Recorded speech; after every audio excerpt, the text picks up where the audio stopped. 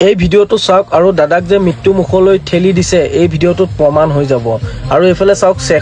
শেখৰে yes চিঞৰ বাখৰ কৰি আছে দাদা ভাগৰুৱা মানুহজন আহি বোটখনত ধৰিব পৰা নাই উঠিব পৰা নাই আৰু এইটো কুত্তা পোৱালি দেখিছেনে সিদ্ধাৰ্থ সি লাইফ জেকেটটো লাহেকে দাদাৰ ফালে ঠেলি দি পেলাই সি মানুহটো এফালে সাইড লাগি গৈছে ই জানিছে যে দাদা মানে ভাগৰুৱা হৈ গৈছে দাদা এতিয়া মানে শেষ হ'ব হৈছে আৰু মই মানে ভিডিওটোৰ পৰা মানে সাইড হৈ যাওঁ সি এটো জানি বুজি মানে লাইফ জেকেটটো অলপমান ঠেলা মাৰি দি পেলাই সি মানে এটো ভিডিওটো যেটো আছে চলি সি এটো মানে লাইফ জেকেটটো ঠেলা মাৰি বচাব দিয়া বুলি দেখুৱাই পেলাই সি মানুহটো সাইড লাগি গৈছে দেখিছে নহয় দাদা যে ইমান ভাগৰুৱা সি 1 মিটাৰ মান দূৰত আছে সি অলপমান আহিলে দাদাক ধৰিব পাৰে আৰু সি লগতে বোটখনৰ এফালে নাইকিয়া হৈ গৈছে দেখিছে এইজন কোন হয় বাৰু নাজানো পিছত তেখেত আহি পেলাই দাদাৰ ওচৰ পাইছে কিন্তু তেখেতেও দাদাক আহি পেলাই ধৰা নাই বোটখনত নিজকে বচাইছে আৰু লাইফ জেকেটটো বাও হাতত লৈ পেলাই এফালে সাইড লাগি গৈছে এতিয়া কক যে এই ভিডিওবোৰত কি আৰু প্ৰমাণ লাগে যে মানে অজানিতে হোৱা বুলি যে কৈ আছে যে এটো এটা জাস্ট